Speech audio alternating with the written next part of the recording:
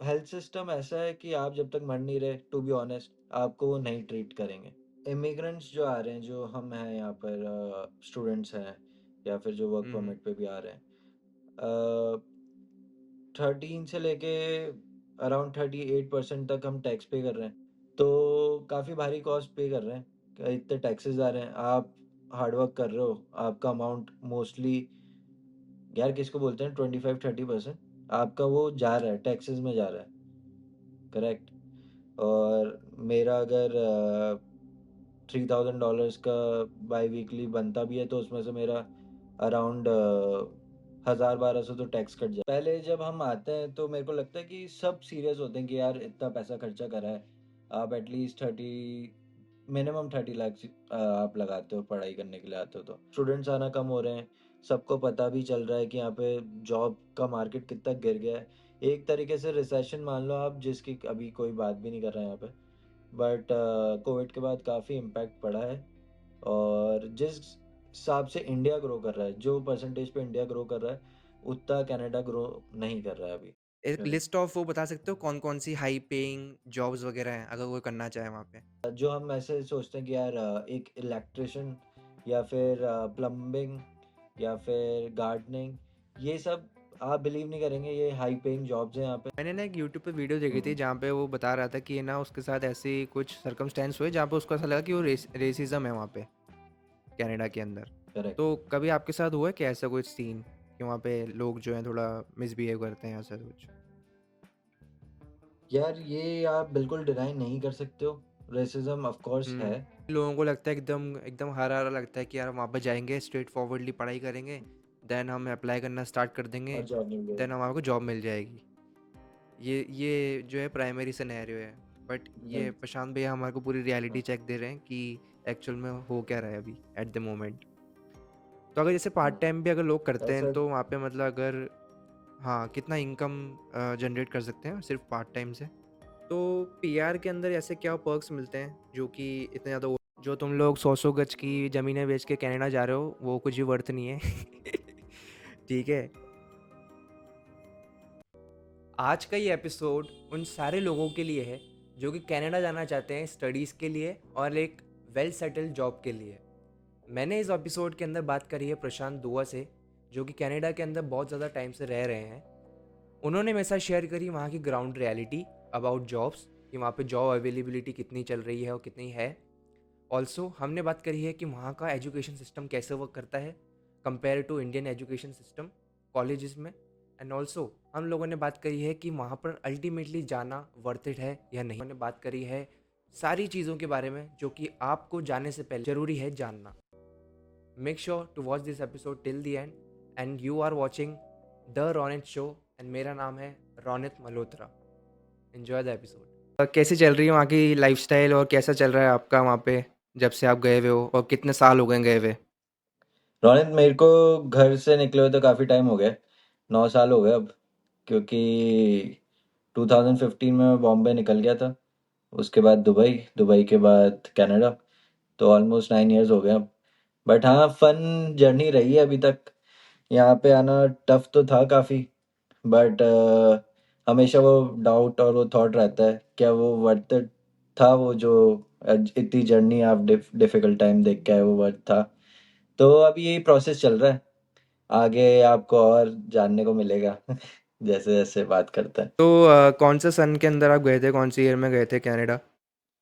मैं कोविड के जस्ट बाद आया था, 2021 में, मतलब जब सारे रिस्ट्रिक्शंस खुल गए थे। अक्टूबर में लैंड हुआ था यहाँ पे, मेरा कोर्स स्टार्ट हुआ था। और मेरा ऑफलाइन ही था, पहले ऑप्शंस थे आपके पास ऑनलाइन ऑफलाइन का। तो मैंने ऑफलाइन हम्म। चूज़ करा ताकि एक कैंपस लाइफ, कनाडा की लाइफ थोड़ी देख सकूं, क्या होता है क्या नहीं होता, लोगों से मिलने को मिलेगा, नए कल्चर देखने को मिलेगा। तो मैंने ऑफलाइन ऑप्ट किया। और 2021 में मेरा कोर्स स्टार्ट हुआ, स्ट्रैटेजिक मार्केटिंग कम्युनिकेशंस, जो कि डिजिटल मीडिया मार्केटिंग इससे रिलेटेड है। फिर हाँ, 2021 में मैंने लैंड करके यहाँ पे चालू करा था अपना स्टडीज़। ओके। तो अगर मैं पूछूं किसी को जो प्राइमरली बिगनर है, उसको उसका माइंडसेट ये है कि उसको बाहर जाना है, हम्म। और अपन के इंडिया के अंदर ऐसा रिसर्च ने बोला है कि 10 में से 8 या 7 बंदा मोस्ट लाइकली बाहर जाने को इनिशिएट करता है, क्योंकि वहाँ पे ज़्यादा अपॉर्चुनिटीज़ वगैरह होती हैं। ऑल्सो वहाँ पे वर्क कल्चर अच्छा होता है। एजुकेशन वाइज थोड़ा डिफ़र करता है, इंडियन एजुकेशन से थोड़ा डिफरेंट होता है। सो क्या पॉइंट ऑफ व्यू है कि वहाँ की एजुकेशन में ऐसा क्या डिफरेंस है जो कि इंडियन एजुकेशन में डिफ़र कर रही है? रोनित, ये बहुत डिबेटेबल टॉपिक है। मैं तो आपके साथ बहुत ऑनेस्ट हूँगा, जो मैंने एक्सपीरियंस करा और जो मेरे साथ वाले लोग हैं और मैंने जो यहाँ पे देखा है। वहाँ पे ऐसा मिथ बनाते हैं हम कि कनाडा में वाओ बहुत प्रैक्टिकल नॉलेज देंगे, हमारे फील्ड के अंदर हमें काफ़ी कुछ टेक्निकल सिखाएंगे। इसी होप से मैं भी आया था और काफ़ी सारे मैंने अपने फ्रेंड्स वगैरह भी देखे हैं, सब मतलब जो आज नहीं पहले से भी आ रहे हैं वो भी देखे हैं। तो वो आते हैं कि हाँ हमें वो प्रैक्टिकल नॉलेज मिलेगी और डेप्थ पढ़ने को मिलेगा सब्जेक्ट के अंदर। बट मैंने बैचलर्स करी थी अपनी मुंबई से, मास मीडिया में। तो मेरे को उसको ही ग्रो करने के लिए मैं पीजी करने के लिए आया था कनाडा में। मेरे को काफ़ी टेक्निकल नॉलेज की पहले से नॉलेज थी और मैं उसको और स्किल करने के लिए आया था। बट जब मैंने कोर्स स्टार्ट करा और मेरे 2 ईयर प्रोग्राम था, तो जब मेरा एंड हुआ उसका, तो मेरे को सिर्फ जो नॉलेज थी वो सिर्फ बेसिक नॉलेज मेरे को वहाँ से मिली। और उससे ज़्यादा नॉलेज मेरे को पहले से थी और मेरे साथ वाले काफ़ी बच्चों को भी थी। तो मतलब मेरे को लगता है कि पढ़ाई की अपन बात करें तो वो एक यहाँ पे सिर्फ सेलिंग पॉइंट बन के रह गया अब, कि वाह बहुत अच्छी पढ़ाई है, ये है वो है। नॉर्मल कॉलेजेस में जहाँ पे बच्चे आ रहे हैं जो वो फीस हम लोग अफोर्ड कर सकते हैं, उन कॉलेजेस में सेम चल रहा है बेसिक, खाली वो मनी अर्निंग पॉइंट बन गया अब। और यूनिवर्सिटीज़ वगैरह अगर आप डॉक्टरेट कर रहे हो या फिर पीएचडी कर रहे हो तो बात अलग है। बट मोस्टली हम लोग आते हैं बैचलर्स करने के लिए या फिर पीजी करने के लिए। तो वो सब मेरे को नहीं लगता कि इंडिया में कोई पढ़ाई की कमी है, और वहाँ पे ज़्यादा आपको प्रैक्टिकल नॉलेज मिलती है काफ़ी चीज़ों में। और ऑब्वियसली ये फील्ड पे भी डिपेंड करता है आप किस फील्ड के अंदर आप कोर्स ऑप्ट कर रहे हो क्या नहीं कर रहे हो। बट मेजोरिटी मैंने यही देखा है कि पढ़ाई में ऐसा कोई मेरे को मेजर गैप नहीं लगा कि वो हमें इंडिया में नहीं मिलेगा और यहाँ पे मिल जाएगा।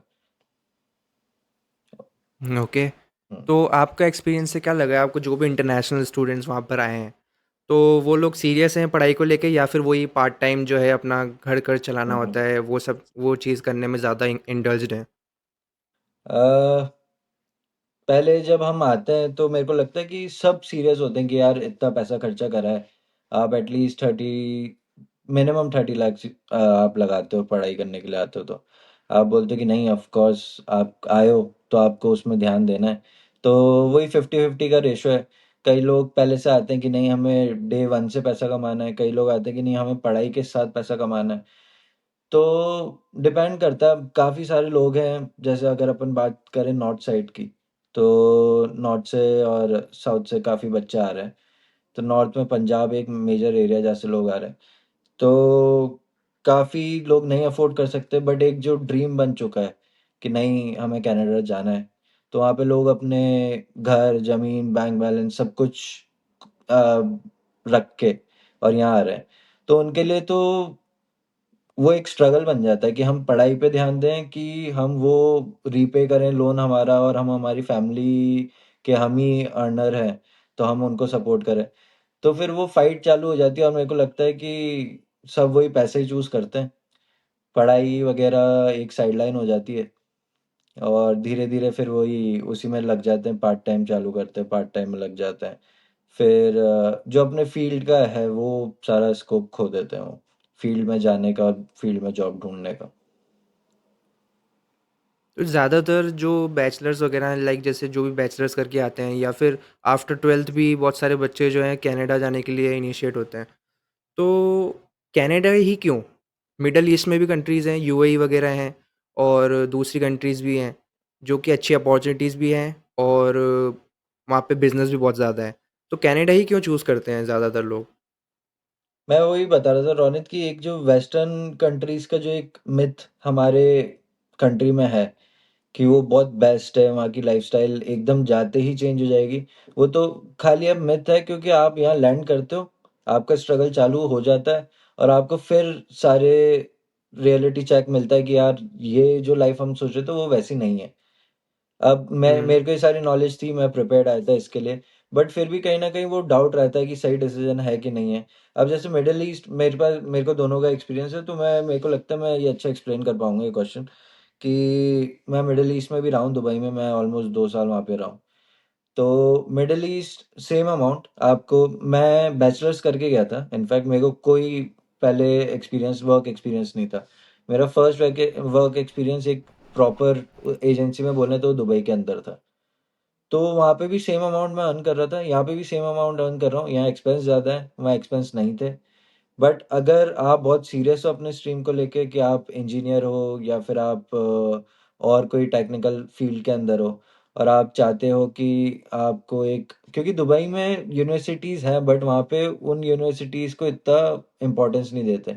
यहाँ पे एटलीस्ट आप आते हो, और सबसे पहली मेजर जो इशू है वो है पीआर और सिटीजनशिप। वहाँ पे आपको सिटीजनशिप नहीं मिलेगी, यहाँ पे मिलती है। यूएस वगैरह में काफ़ी हार्ड हो गया है, बाकी कंट्रीज में बहुत हार्ड हो गया है। तो अब एक कनाडा ही एक ऐसा ऑप्शन मिलता है, बचता है, और फिर आयरलैंड, कि आपको वहाँ पे कुछ ना कुछ हो सकता है। बट अब यहाँ पे जो स्कोर जा रहा है, सीआर स्कोर वगैरह, वो इतना हाई हो गया है कि अब यहाँ पर भी बहुत चांसेस कम होते जा रहे हैं। अभी लास्ट ईयर से अभी अराउंड 25 to 37% का ड्रॉप आया है इंटरनेशनल स्टूडेंट्स के अंदर कनाडा में। तो हम्म। काफ़ी और चीज़ें हैं ये वैसे, फैक्ट है तो आपको चेक करना पड़ेगा कितने परसेंट का ड्रॉप है। बट हाँ, तो काफ़ी चेंजेस आ रहे हैं अब। बट ये एक रीज़न है कि यहाँ पे लाइफस्टाइल वगैरह का है। और ऑफ कोर्स थोड़ी सी बेटर है अगर आप चाहते हो कि आपको अपनी पूरी लाइफस्टाइल चेंज करनी है और आपको यहीं रहना है अगर हमेशा के लिए, अगर आपके दिमाग में ये माइंड सेट है, तो ऑफ कोर्स अच्छा है, नो डाउट, कोई दिक्कत नहीं है। हम्म। आपने मेंशन किया कि पीआर और रेजिडेंशियलशिप जो सिटीजनशिप के बारे में आपने बताया, तो मोस्टली जो है लोगों का पर्सपेक्टिव ये भी होता है कि कनाडा चलते हैं, वहाँ पे 4 to 5 इयर्स का अपन जो है एजुकेशन प्लस वर्क एक्सपीरियंस लेते हैं, एंड आफ्टर दैट हम पीआर वगैरह के लिए अप्लाई कर देंगे। तो पीआर के अंदर ऐसे क्या पर्क्स मिलते हैं जो कि इतने ज़्यादा ओवरवेल्म्ड होते हैं लोगों के लिए?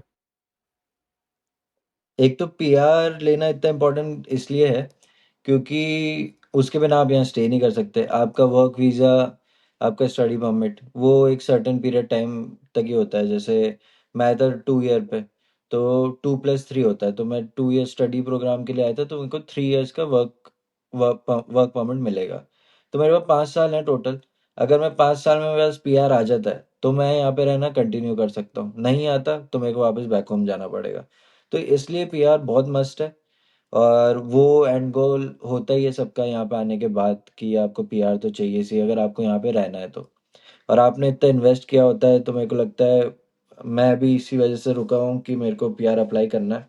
एक इन्वेस्टमेंट इतना करा है तो कम से कम थोड़ा बैकअप हो आपके हम्म। पास में। सॉरी।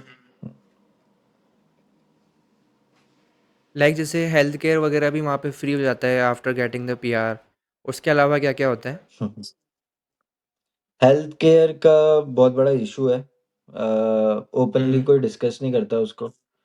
तो अपने यहाँ ओके। पे इंडिया में मेरे को लगता है medical facilities, even middle east India, यहाँ पे मेडिकल फैसिलिटीज फार बेटर हैं यहाँ से। एक अभी मैं आपको बताता हूँ, जो आप फ्री उसकी बात कर रहे हो, तो जब तक मैं सिटीजन नहीं हूँ वो एक तरीके से फ्री नहीं है। मैं स्टडी परमिट पे हूँ, मैंने उस इंश्योरेंस के लिए पे करा है। मैं वर्क परमिट पे हूँ, मेरे हर उसमें एक अमाउंट कटता है मेरे इंश्योरेंस का। मैं पीआर पे हूँ तब भी मैं एक सर्टेन अमाउंट पे कर रहा हूँ अपने टैक्सेस से और इन सब से। जब तक मैं सिटीजन नहीं हूँ तो मेरे को वो बेनिफिट्स नहीं मिल रहा, मैं कुछ ना कुछ उसके लिए पे कर रहा हूँ। प्लस अगर बात करें कि अ, यहाँ पे जो मेडिकल फैसिलिटीज़ है, अगर यहाँ पे देखते हैं कि यहाँ पे डॉक्टर्स हॉस्पिटल्स काफ़ी कम है, तो आपको प्रायोरिटी बेसिस पे देखते हैं कि अगर आपका केस कितना प्रायोरिटी पे है। अगर आप नॉर्मल फीवर वगैरह में जाते हो तो आपको अपॉइंटमेंट भी नहीं मिलता है। अभी मैं वॉक इन क्लिनिक में गया था थोड़े टाइम पहले, मेरे को चेक करवाना था, मेरे को यहाँ पे एक कुछ हो गया था तो मेरे को उसके लिए चेक करवाने के लिए जाना था। मैं गया, मेरे को उन्होंने कोई तो स्कैन बोला, उसकी डेट मुझे मिली है आफ्टर 1 ईयर।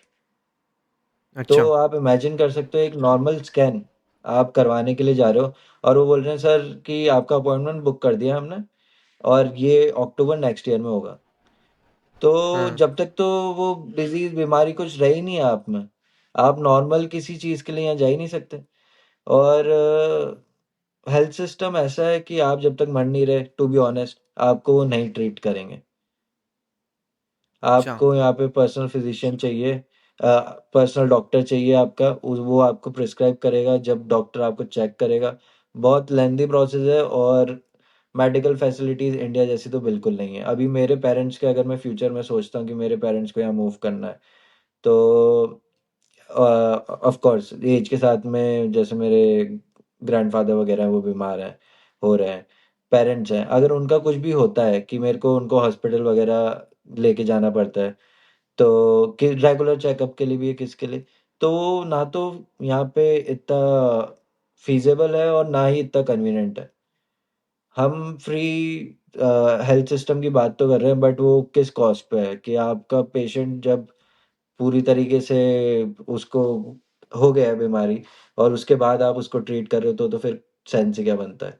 तो आज इंडिया में इतनी फैसिलिटी है, इतनी कन्वीनियंट है कि यार मैं कोई भी इमरजेंसी में फटाफट हॉस्पिटल में जाऊंगा, मुझे बेड मिलेगा, मुझे 5 स्टार सर्विसेज मिलेंगी वहाँ पे। यहाँ पे ऐसा नहीं होता। ये तो बहुत काफ़ी मतलब शॉकिंग था कि मतलब लाइफ थ्रेटनिंग होगा तो ही आपको जल्दी से जल्दी एडमिट करेंगे। अदरवाइज़ अपन यहाँ तो इंडिया में तो अपन जो भी करेक्ट। कॉन्टैक्ट्स वगैरह कर लेते हैं, डॉक्टर्स के भी हैं, वहाँ पे ज़्यादा बिल्कुल। यहाँ ज़्यादा या फीज़िबल यहाँ पर है। डू यू थिंक कि करेक्ट। हेल्थ केयर का अपन बोल रहे हैं कि फ्री है, वो अल्टीमेटली वो लोगों से ही वसूल रहे हैं वो लोग कहीं न कहीं इनकम के थ्रू ऑफ कोर्स। जो उनको मिल रही है? अब हुँ, इमिग्रेंट्स जो आ रहे हैं, जो हम हैं यहाँ पर, स्टूडेंट्स हैं या फिर जो वर्क हुँ, हुँ, परमिट पे भी आ रहे हैं, 13 से लेके अराउंड 38% तक हम टैक्स पे कर रहे हैं। करेक्ट। साथ में हम हुँ, इंश्योरेंस पे कर रहे हैं हमारी हेल्थ बेनिफिट्स वगैरह का। तो हमारा तो हमसे जा ही रहा है, बट जो टैक्सेस लग रहे हैं, बोलते हैं कि यार बहुत पैसा है। आपको सैलरी सुनने में लगेगी कि यार आज मैं यहाँ पे 60 lakhs पर ईयर कमा रहा हूँ, पर एनम कमा रहा हूँ मैं। बट उसके जो टैक्स अमाउंट कट रहा है, जो कि यहाँ पर फैसिलिटीज़ प्रोवाइड करने में बाकी लोगों के लिए जा रहा है, कि मेरे टैक्सेस से बाकी लोगों को जो कंट्रोवर्शियल टॉपिक है काफ़ी, खैर, जो टैक्सेस मैं पे कर रहा हूँ उससे यहाँ पे हेल्थ सिस्टम बन रहा है, वो बन रहा है और जो मेरे को ही बेनिफिट नहीं कर रहा है, पर वो खाली जो एक सर्टेन परसेंटेज ऑफ लोग हैं उनको ही बेनिफिट करेगा, अनटिल अनलेस मैं सिटीजन हूँ नहीं हूँ यहाँ पे। तो काफ़ी भारी कॉस्ट पे कर रहे हैं, इतने टैक्सेस आ रहे हैं, आप हार्डवर्क कर रहे हो, आपका अमाउंट मोस्टली, यार किसको बोलते हैं, 25-30% आपका वो जा रहा है, टैक्सेस में जा रहा है। करेक्ट। और मेरा अगर $3000 का बाई वीकली बनता भी है, तो उसमें से मेरा अराउंड 1000-1200 तो टैक्स कट जाता है। हुँ, हुँ। $1200 तो कैनेडियन डॉलर्स। यस। ओके, तो ओके। सुनने में तो बहुत फैंसी लगता है कि यार 30 लाख, 60 लाख, 70 लाख रुपए डॉलर आप INR कमा रहे हो यहाँ पर। हुँ, बट वो कट के जो लिविंग एक्सपेंस है वो सब करके काफ़ी बहुत लास्ट में बहुत कम ही बचता है। तो अच्छा। हाँ, तो इसको अगर पे अपन तो कर जैसे ही रहे हैं बात जो भी करते हम। हैं, हाँ, तो अगर अपन देखें कि जैसे एक स्टूडेंट है जो कि पार्ट टाइम कर रहा है, but due to some reasons उसको कोई मेडिकल इमरजेंसी आ जाती है। तो अब जैसे कॉर्पोरेट्स के अंदर तो मेडिकल इंश्योरेंस वगैरह देते हैं यहीं से ही। तो उस कंडीशन में जो भी इंकर होएगा एक्सपेंस वगैरह, जो पार्ट टाइम कर रहा है, तो उसको खुद बियर करना पड़ेगा वो सारा इंश्योरेंस, जो भी एक्सपेंसेस इंकर होंगे। नहीं, तो पहले तो कि आप अगर अगर पार्ट टाइम हो, तो मतलब आप स्टूडेंट परमिट पे हुए, तो स्टूडेंट इंश्योरेंस हुँ, आपके पास है ही सही। आपने उस इंश्योरेंस के लिए पे अच्छा। करा है यहाँ आने से पहले, तो वो सब उसमें कंप्लीट होगा। ऑफ कोर्स डेंटल और आई, ये दो चीज़ें हैं जो बहुत एक्सपेंसिव हैं और वो कई कई इंश्योरेंस में कवर नहीं होती है। बाकी ऑलमोस्ट सब कवर होता है, बट उसमें आप वॉक इन क्लिनिक वगैरह इसमें जाते हो, जो मैंने आपको अपॉइंटमेंट वगैरह का सिनेरियो बताया वो फेस करना पड़ता है आपको। तो वो कवर होता है, वो ऐसा नहीं है कि मेरे को अपनी पॉकेट से बहुत ज़्यादा देना पड़ा, बट मैं ऑलरेडी हुँ, क्योंकि हुँ। वो पे कर चुका हूँ, तो मुझे उसके बेनिफिट मिल रहे हैं। ऐसा नहीं है कि फ्री है, हुँ, मैं हुँ। उसके लिए पे कर चुका हूँ। और जब मैं वर्क परमिट पे आ जाता हूँ, यानी कि मैंने मेरी स्टडीज़ कंप्लीट कर ली, अब मैं वर्क परमिट पे हूँ, तो अब वर्क परमिट पे भी मैं उसका हर पे चेक में, हर जो मेरी मंथली सैलरी आ रही है उसमें एक सर्टेन अमाउंट डिडक्ट होता है, वो पे कर रहा हूँ। तो उस इंश्योरेंस से जैसे नॉर्मल इंश्योरेंस वर्क करता है वैसा ही है। तो मेरे को कोई बहुत ज़्यादा अमाउंट पे नहीं करना पड़ रहा, बट एक सर्टेन अमाउंट मेरा कटता जा रहा है, जो कि मैं अगर फैसिलिटीज़ लेता हूँ, मेडिकल बेनिफिट्स लेता हूँ, तब मेरे काम आएगा। तो उसमें भी ऑप्शंस होते हैं कि आपको डेंटल और आई भी चाहिए कि नहीं चाहिए। आई मोस्टली किसी में कवर नहीं होता है, वो बहुत हाई प्रीमियम वाले इंश्योरेंस होते हैं, बट डेंटल वगैरह एक सर्टेन अमाउंट तक आपको मिल जाता है। तो वो हुँ, पैसा हुँ। जो है वो हम ही पे कर रहे हैं अभी भी। हुँ। तो उसमें आपको अच्छा। कुछ बाद में तो नहीं देना पड़ता, बट वो ही देना पड़ता है जो अमाउंट आपका रेगुलर कट रहा है। तो वो छोटे-छोटे फ्रैक्शन में कटता है, तो इतना पता नहीं चलता आपको, हुँ। कहीं न कहीं सैलरी के कैनेडियन साथ। गवर्नमेंट फूल हुँ। कर ही रही है स्टूडेंट्स को। ऑफ़ कोर्स वो फूल कर रहे हैं अभी भी। और वही एक सबको पता भी है, और ऐसा नहीं किसी को नहीं पता, बट फिर भी जो इतना हाइप हो चुका है कनाडा इतने सालों से, अब मुझे लगता है इनफैक्ट वो कम हो रही है हाइप। पहले जो इतनी हाइप थी, अब उतनी हाइप नहीं रही है। स्टूडेंट्स आना कम हो रहे हैं, सबको पता भी चल रहा है कि यहाँ पे जॉब का मार्केट कितना गिर गया है। एक तरीके से रिसेशन मान लो आप, जिसकी अभी कोई बात भी नहीं कर रहा है यहाँ पे, बट कोविड के बाद काफ़ी इम्पैक्ट पड़ा है। और जिस हिसाब से इंडिया ग्रो कर रहा है, जो परसेंटेज पे इंडिया ग्रो कर रहा है, उतना कनाडा ग्रो नहीं कर रहा है अभी। और जॉब मार्केट काफ़ी ख़राब है एट प्रेजेंट यहाँ पे। मेरे साथ में एक बंदा और है, मेरा फ्लैटमेट, उसको अराउंड 9 to 10 मंथ्स हो गए विदाउट जॉब। और ऐसे मेरे पास कितने रेज्यूमे, मैं अभी रिसेंटली मैनेजमेंट पोजीशन पे हूँ, तो मेरे पास काफ़ी रेज्यूमे आते हैं। उसमें वो लोग कहते हैं सर, मेल्स आते हैं कि 8 मंथ्स 9 मंथ्स। अपने आप सोचो आपको एक्सपेंस चल रहा है रेगुलर, बट 9 9 महीने से आपका आपको जॉब नहीं मिल रही है, पार्ट टाइम भी। आप स्किल्ड लेबर तो छोड़ दो, आपको जनरल लेबर का काम भी नहीं मिल रहा है यहाँ पे। तो हुँ। मैं डराना नहीं चाहता, सबका होता है, बट फिर भी जॉब मार्केट काफ़ी ख़राब है। एंड ऑफ कोर्स जो यहाँ पे 10 से 15 20 साल पहले आए हैं, अगर आप उनकी लाइफ देखो तो आप उनकी लाइफ देख के बिल्कुल यहाँ मत आओ, क्योंकि वो उस टाइम पे आए थे जब जॉब्स ज़्यादा थी, अपॉर्चुनिटीज़ बहुत ज़्यादा थी। और अब वो सब धीरे धीरे कम होती जा रही है, एग्जॉस्ट होती जा रही है, क्योंकि इनके पास भी लोग काफ़ी हैं और जॉब्स कम है। हुँ। ये जॉब वाला जो अभी अपन बात कर ही रहे हैं, तो मैंने ना एक रील देखी थी, उसके ऊपर एक बंदा बता रहा था, मतलब वो कनाडा का ही था और वो रिकॉर्ड कर रहा था। हम्म। उस वो बोल रहा था उस रील के अंदर कि जो भी अपकमिंग जो भी स्टूडेंट्स वगैरह आ रहे हैं, ये सोच के कि यहाँ पे जॉब मिल जाएगी, बढ़िया लाइफ़स्टाइल वगैरह हम कर लेंगे। तो उसके अंदर वो एक्सपोज़ कर रहा हम्म। था कि यहाँ पे जॉब्स बिल्कुल नहीं है और वो बंदा खुद जो है आने वाले 4-5 महीने के अंदर वापस इंडिया वापस आ रहा है। वो उसके अंदर वो बता रहा था, करेक्ट। क्योंकि उसको जो डिज़ायर्ड जॉब थी उसकी वो मिल नहीं रही थी, उस वाली स्किल वाली जॉब नहीं मिल रही थी उसको। On the other hand right. मैंने बहुत सारे यूट्यूबर्स को देखा है जो कि कनाडा में व्लॉग्स वगैरह बनाते हैं। उसके अंदर वो लोग है ना फ्रॉम डे 1 ही अपना यूट्यूब चैनल स्टार्ट कर लेते हैं। जैसे ही कनाडा जाते हैं तो पूरी अपना जर्नी बताते हैं कि कैसे हमने पहले अपना रेंट आउट किया घर वगैरह और कैसे स्पेस ढूँढी। कैसे हमने फ्रेंड्स वगैरह अपने हम्म। स्टार्टिंग में बनाए, कॉन्टैक्ट्स वगैरह कैसे बनाने हैं। हम्म। ऑल्सो डॉक्यूमेंटेशंस वगैरह क्या रिक्वायर्ड हैं। तो इतना सब कुछ करने के बाद भी ये पता लग रहा है कि वहाँ पे जॉब्स ही नहीं है। But some people are not aware of it. Hmm. तो उसके लिए क्या कर सकते हैं अपन लोग? उसके लिए जो यहाँ पर लोग हैं उनको, ऑफ कोर्स जैसे आपने वो रील देखी रिसेंटली, तो हुँ, ऐसे मेरे को लगता है कि हमें ट्राई करना चाहिए। बट मेरे को भी काफ़ी वार्न किया गया था आने से पहले, बट मेरे को लगता है एक वो होता है ना कि यार नहीं जाना है। सबकी हुँ, सिचुएशन अलग होती है, ये होता है वो होता है। हम अपने आप को रीज़न देते हैं कि नहीं जाना है, जो भी होगा देख लेंगे। करेक्ट। तो मुझे लगता है वो अच्छी वेल डन रिसर्च होनी चाहिए। रिसर्च वगैरह भी मैं काफ़ी करके आया था। मेरा सिनेरियो थोड़ा अलग था। मेरे को पता था कि अगर मेरे को जाना भी है, वापस भी आना है, तो मेरे लिए वो डिफ़िकल्ट नहीं है। मेरे को कोई रिग्रेट नहीं रहेगा।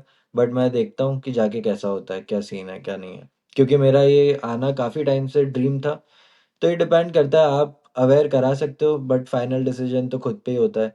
बट मुझे लगता है अगर जैसे हुँ, यहाँ पे जो लोग रह रहे हैं और जो यहाँ पे रिलेटिव्स हैं किसी के और वो पूछते हैं, तो रिलेटिव्स को उनको इन्फॉर्म करना चाहिए, अवेयर करना चाहिए क्या करंट सिचुएशन चल रही है। बट कई बार क्या होता है कि वो रिलेटिव्स वगैरह भी, फ्रेंड्स वगैरह सोचते हैं यार ये लोग चाहते नहीं हैं हम आए, या कुछ भी रीज़न हो सकता है X Y Z. But of course informative content जैसे आप अभी क्रिएट कर रहे हो रौनक, तो ये सब काफ़ी हुँ, हेल्प करेगा इंडियंस को और बाकी लोगों को समझने में कि अब इंडिया बहुत अच्छा ग्रो कर रहा है।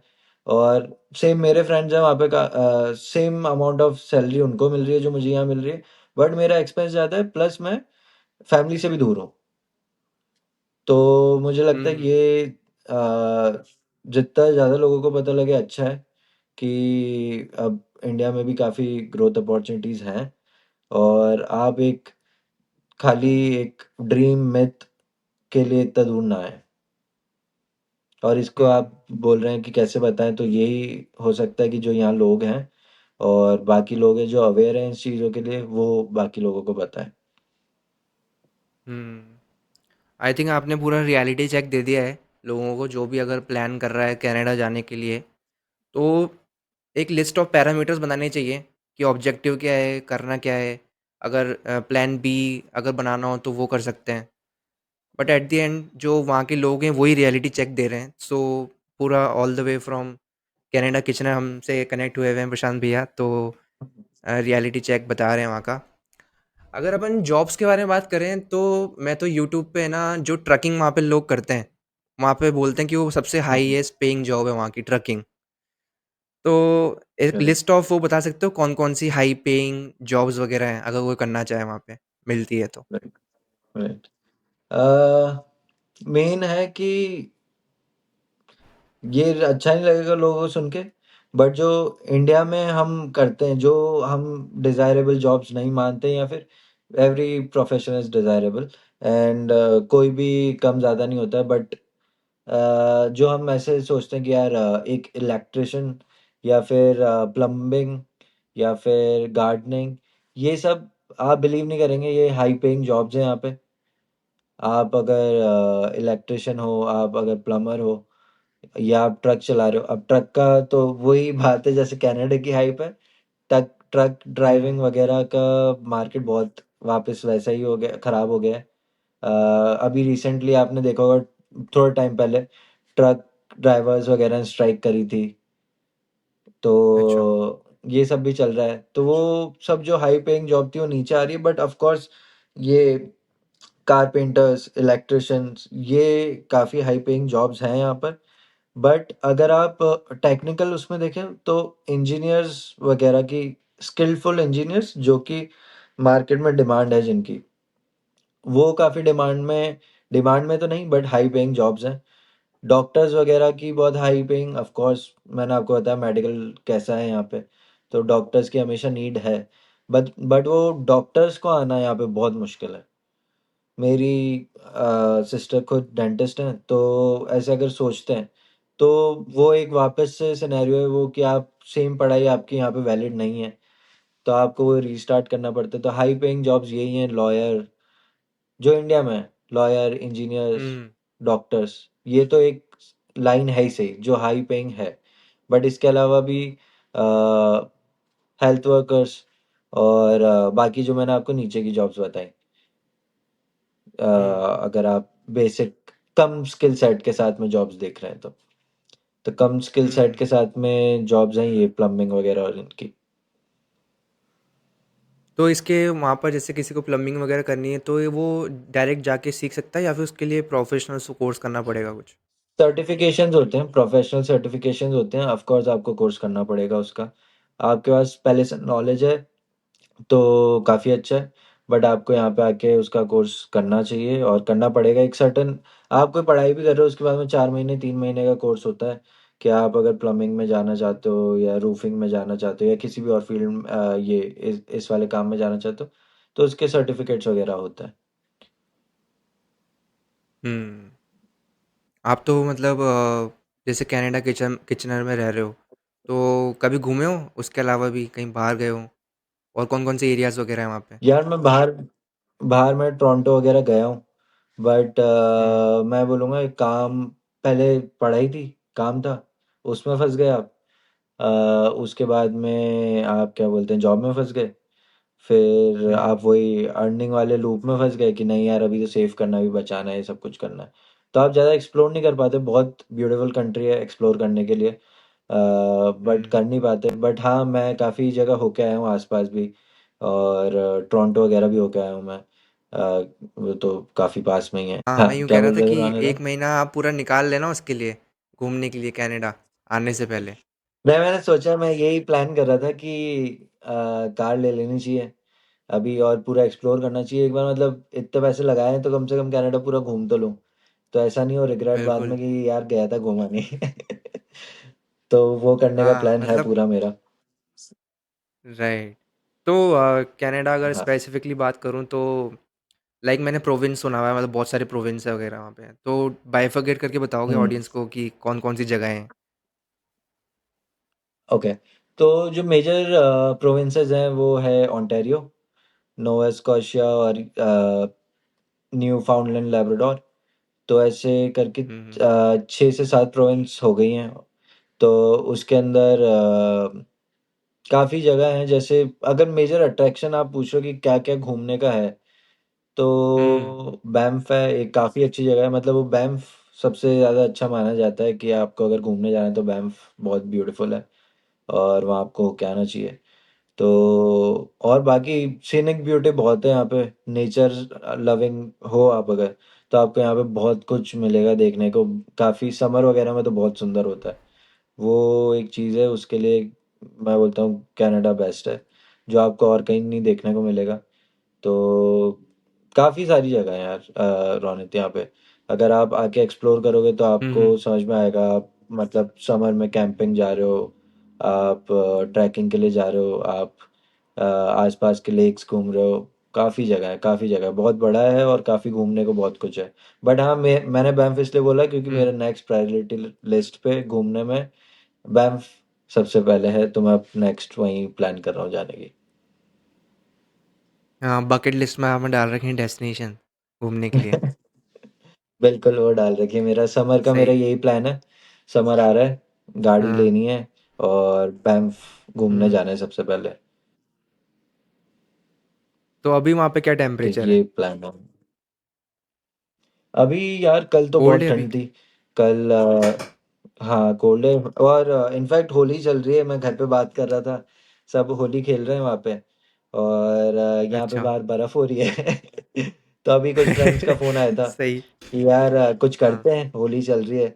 मैंने कहा बिल्कुल, बर्फ में खेलते हैं होली। तो टेम्परेचर चल रहा है बाहर, पूरी बर्फ हो रही है। बट हाँ लकीली आज थोड़ी सी धूप है बाहर। हुँ, तो अराउंड 10-11 टेम्परेचर चल रहा है शायद आज यहाँ पे। हुँ। अगर किसी को हम्म। घूमने आना हो डेडिकेटेडली तो कौन से मंथ में आना चाहिए जहाँ पे ज़्यादा सर्दी भी नहीं हो और थोड़ा नॉर्मलाइज़ टेम्परेचर है? ये टाइम अभी बेस्ट है। मतलब आप ये मानो कि अप्रैल के बाद में आपको आना चाहिए और अक्टूबर से पहले चले जाना चाहिए।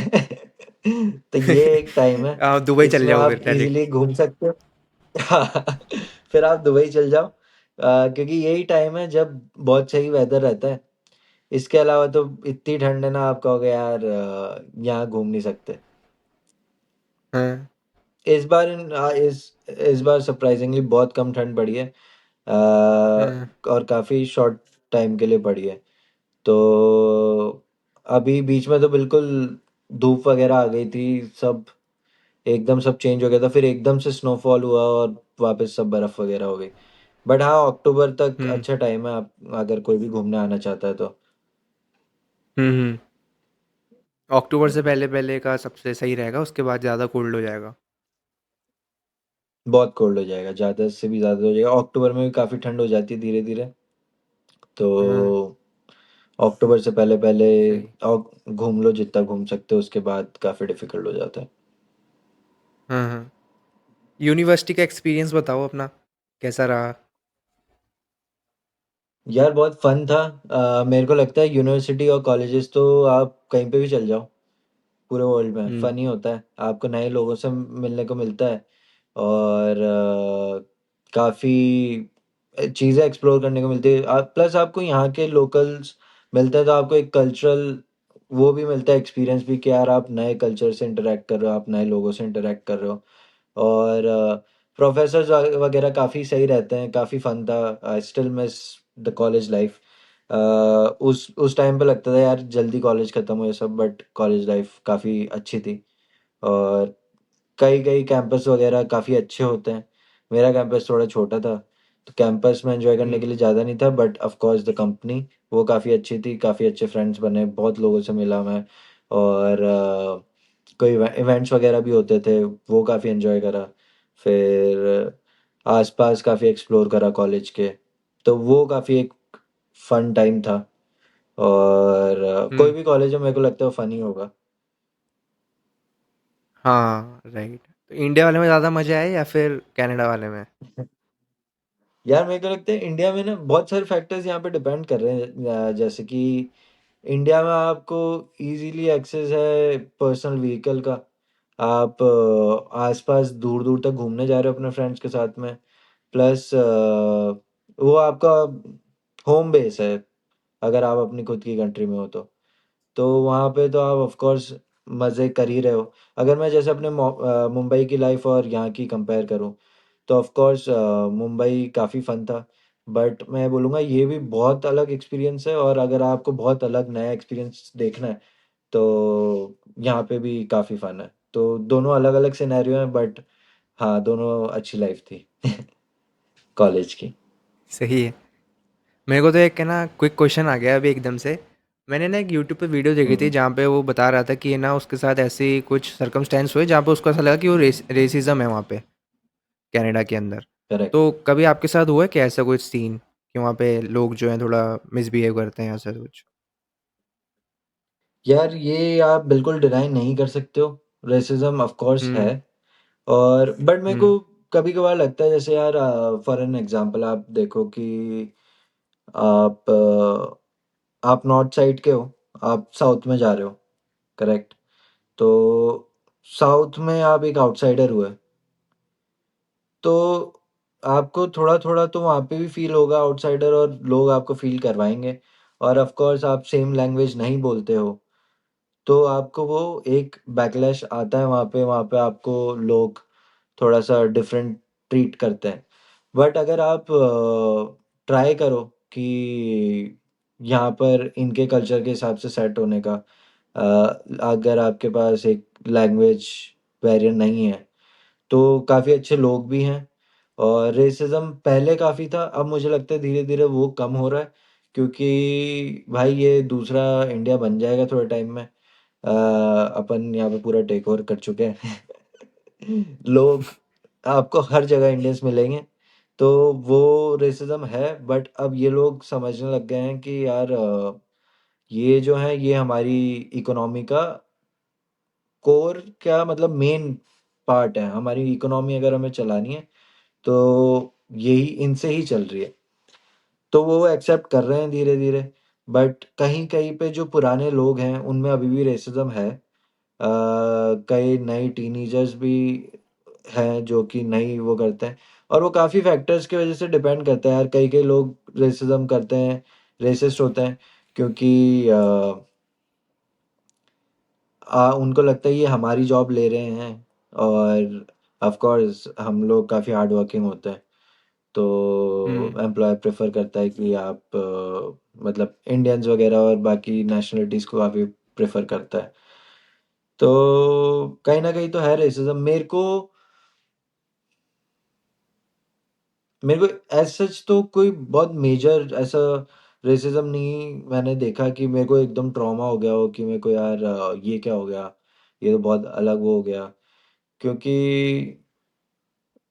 पर मैंने लोगों के साथ होते हुए देखा है हुँ, कि जैसे लोग उनके साथ में अलग बिहेव करने लग जाते हैं कि अगर वो प्रॉपर लैंग्वेज प्रॉपर इंग्लिश नहीं बोल पा रहे हैं, तो या थोड़ा सा भी मिसकम्युनिकेशन हो रहा है उनकी साइड से या कुछ, तो सामने वाला फ्रस्ट्रेट हो जाता है और फिर उसे लगता है कि यार ये फिर वो थोड़ा सा वहाँ पे आपको फील हो सकता है कि यार कहीं ना कहीं थोड़ा सा रेसिज्म है। ओके। तो यार अगर जैसे हम्म। अपन बात करें कि अ, लाइक आपने बताया कि लैंग्वेज वहाँ पे बैरियर आ जाता है, तो वहाँ पे ज़्यादा लोग कौन-सी लैंग्वेज बोलते हैं? फ्रेंच? नहीं नहीं, लैंग्वेज बैरियर से मेरा सेंस था इंग्लिश। जो है हमें जो आती है वो ठीक है, एकदम करेक्ट है, कोई इशू नहीं है, बट जो एक्सेंट हमारा मैच नहीं होता है, करेक्ट। अब अच्छा। कई कई लोग उसको कर लेते हैं, कई कई लोग वो एक्सेंट को फटाफट क्विकली पकड़ लेते हैं, वो वैसे बोलने लग जाते हैं। तो आपने देखा होगा काफ़ी रील्स वगैरह भी बनती है फनी कि कनाडा हुँ, से आया हुँ। मेरा दोस्त और फिर वो पूरा एक्सेंट वगैरह है। तो वो सब भी काफ़ी ज़रूरी है यहाँ पे कि आप उसको अडॉप्ट हुँ। करो और वैसे बोलो। पर हाँ, वही लैंग्वेज बैरियर मेनली तो इंग्लिश ही चलती है और फ्रेंच वगैरह क्यूबेक साइड ज़्यादा है। क्यूबेक साइड फ्रेंच कैनेडियन होते होंगे सारे। मोस्टली मतलब वहाँ पे इम्पैक्ट ज़्यादा है, मॉन्ट्रियल वगैरह इन सब जगह थोड़ा सा फ्रेंच बायलिंगुअल अगर आप हो तो आपको बेनिफिट मिलता है। बट ऑफ कोर्स इंग्लिश है तो मेरे को लगता है आप अगर इंग्लिश में फट प्रॉपर कम्युनिकेट कर सकते हो तो कोई बैरियर नहीं है। बट कहीं ना कहीं रेसिज्म वहीं से चालू होता है कि आपको वो एक आउटसाइडर कंसिडर करते हैं, आप उनकी तरह वो नहीं कर पाते हो तो। हुँ, हुँ। वर्क कल्चर में कभी हम्म। आपने देखा है, कोई मैनेजर ने ऐसा कुछ बोल दिया हो? अ, वर्क कल्चर में अब मेरे को ये वही है कि वर्क कल्चर में एक कलीग है, वो काफ़ी एजेड है, अराउंड में मतलब मेरे से जूनियर पोजीशन पे है। बट मैंने देखा है कि अगर वो कस्टमर डीलिंग वगैरह कर रही है, अगर उसके पास कोई कॉल आता है कुछ आता है, तो वो हमारे साथ तो वो नहीं करती है वैसा। बट अगर कोई कॉल आता है तो उसकी काफ़ी कंप्लेन आती है कि वो काफ़ी रेसिस्ट थी, रूड थी बात करते टाइम, अगर कोई इंडियन या कोई पाकिस्तानी या कोई और नेशनलिटी का बंदा उससे बात कर रहा है तो अगर बॉस वगैरह का बोलें तो मेरे को लगता है मैं काफ़ी फॉर्चुनेट हूँ कि मेरे को अभी तक ऐसा कुछ बहुत ज़्यादा रेसिज्म देखने को नहीं मिला है। कि अच्छी बात है, काफ़ी फॉर्चुनेट हूँ मैं इस बार इस चीज़ में। बट हाँ, होता तो है डेफ़िनेटली। और बॉसेस वगैरह का बोलें तो एज़ सच मेरे उसके अंदर कंपनी के अंदर नहीं हुआ है। बट ऑफ़ कोर्स होता है, 100% होता है। आपको प्रेफ़रेंस हुँ, हुँ। जो लोकल्स हैं उनको, अगर आपका बॉस जो है वो लोकल है तो वो उनको ही देगा और आपको नहीं देगा। तो थोड़ा तो कहीं न कहीं होता है, वर्क कल्चर में भी। ओके। आई थिंक वो सबके बट साथ ये अलग-अलग कंपनी टू कंपनी डिपेंड करता है, सिचुएशन। हाँ, सिचुएशन होती है, राइट। Correct, right. हाँ, मतलब डेडिकेटेडली सबके साथ तो नहीं होगा, बट कुछ-कुछ सर्कमस्टेंसेस के अंदर किसी एक आध के साथ हो जाता है। बट वो थ्रू आउट एक समरी बिल्कुल, प्रोवाइड नहीं बिल्कुल। कर सकते कि एक कंट्री को बैच दे दिया कि भाई ये तो रेसिज्म है, रेसिस्ट कंट्री है। वो तो है ही सीन। हाँ, ऐसा नहीं कर सकते। मैं वही आपको ये चीज़ ही बोल हुँ, रहा था कि यार अपन अगर ये रेसिज़्म बोलते हैं अपन, ये नहीं है, काफ़ी रेसिज़्म है, ऑफ़ कोर्स है, ऐसा नहीं है कि आप डिनाई कर दो कि है ही नहीं। बट हाँ, ये अपन अपनी डे टू डे लाइफ़ में इनफैक्ट अपने आस-पास भी देखते हैं, जो कि है। हुँ, ठीक है, अगर आप छोटी से छोटी चीज़ ले लो, मैंने जैसा आपको बताया कि आप नॉर्थ से खाली साउथ में भी जा रहे हो, तो आपको एक दिखता है कि यार आपको डिफरेंटली ट्रीट कर रहे हैं वहाँ पे, करेक्ट? आप राइट। आप यहाँ तक कि मैंने इससे ज़्यादा रेसिज़्म मैंने मुंबई के अंदर देखा है। तो अगर आप वहाँ पे बीच में चला था, आप मराठी नहीं बोलते, तो आपको लोग अलग ट्रीट करते हैं वहाँ पे। हाँ। तो वही वाली बात यहाँ पे भी है, आप उनकी लैंग्वेज नहीं बोल रहे हो, आप वहाँ से बिलॉन्ग नहीं करते, तो आप उनके लिए आउटसाइडर हो और आप उसको रेसिज़्म बोल लो या फिर कुछ भी बोल सकते हो। तो बिल्कुल है और नहीं भी है, आप उसको टैग नहीं दे सकते कि कनाडा पूरा रेसिस्ट है। इससे ज़्यादा रेसिज़्म बाकी कंट्रीज़ में चल रहा है। तो वो हुँ। डिपेंड करता है पर्सन टू पर्सन। वहाँ के तो मेरे ख़्याल से रेस्टोरेंट में भी ऐसे मेनूज़ वग़ैरह पे भी मराठी के अंदर ही लिखे हुए होते हैं, महाराष्ट्र में तो, कुछ-कुछ। हाँ, वहाँ पे कई-कई हैं, अब तो काफ़ी चेंज हो रही हैं चीज़ें वहाँ पे भी। बट हाँ, हुँ। पहले तो था कि लोग वहाँ पे मराठी का मैंने यार सही में एक मेरे को वहाँ पे बहुत ऐसा लगा कि यार ये मैं कहाँ आ गया? मतलब कि ना ये तो बिल्कुल डिफरेंट सिनेरियो है कि मैं मराठी नहीं बोल रहा तो ये डिफरेंट बिहेव कर रहा है, ऐसा क्यों? तो और हाँ। जबकि वो इंडिया था यार। मतलब आप हाँ, हाँ, बोल रहे हो सही कि में। यहाँ रेसिज़्म है और आपके उधर नहीं है, ऐसा नहीं है। तो मतलब मेरे हुँ। को वहीं देखने को मिल गया था, यहाँ पे तो ऑफ कोर्स थोड़ा बहुत होता है यार, बैरियर्स तो हैं और वो सब जगह होता है। हुँ। यार अगर अपन पार्ट टाइम जॉब्स की बात करें तो आपने कौन-कौन से पार्ट टाइम जॉब्स करी हुई हैं? यार पहले तो पार्ट टाइम जॉब्स आपको सब करनी पड़ती हैं। तो मैं जब हुँ। यहाँ आया था, मैं तो लोग बाग बताना नहीं चाहते बट मैं तो आपको फैक्ट बताऊँगा एकदम कि सबको पता चले। और मैंने हाउसकीपिंग से लेके फैक्ट्री से लेके मैंने सारे काम करे, ठीक है? और मुझे नहीं लगता उसमें कोई बुराई है। आप आते हो यहाँ पे, अगर आप इंडिया के पर्सपेक्टिव से सोचो, तो आपको ये सारी काफ़ी छोटी जॉब्स लगेंगी। बट यहाँ पे अगर आप आ रहे हो फर्स्ट टाइम पे, तो आपको पार्ट टाइम में कोई भी जॉब करनी पड़ेगी और आप धीरे-धीरे ऊपर बढ़ोगे, आप अपने फील्ड में जाओगे, आपको अच्छी जॉब मिलेगी, सब कुछ होगा। डिपेंड करता है ये तो फिर भी। बट हाँ, आपको पार्ट टाइम सब जॉब करनी पड़ती है। आप ऐसे पॉइंट पे होते हो कि यार कुछ भी मिल जाए अभी। तो मैंने हाउसकीपिंग करी है, मैंने फैक्ट्रीज़ में काम करा है एज़ इन नॉट कि आप कुछ जैसे अपने इंडिया में कुछ उठा रहे हो, कुछ कर रहे हो, ऐसा नहीं, सॉरी। बट हाँ क्वालिटी चेक कर रहे हो आप फैक्ट्रीज़ में या फिर सब टाइप का काम होता है वहाँ पे भी। तो हाउसकीपिंग कर ली, फैक्ट्री कर ली, उसके बाद में फॉर्च्यूनेटली और क्या यार गंदे काम कर रहे हैं सोचने दो।